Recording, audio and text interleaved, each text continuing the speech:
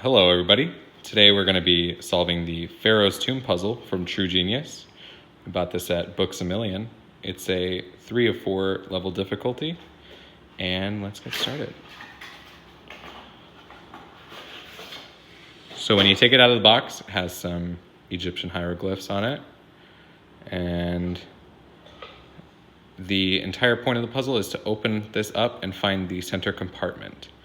So what we're first going to do is we're going to slide up this side tile, just like this. And it should slide straight up. And then from there, we're going to slide this over underneath here and then open this like a hinge.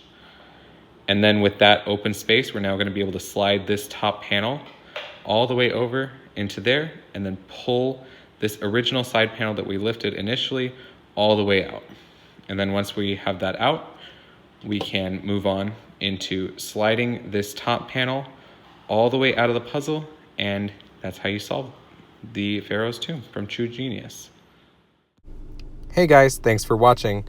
Be sure to leave a comment below, and if you liked the video, be sure to leave a like and subscribe.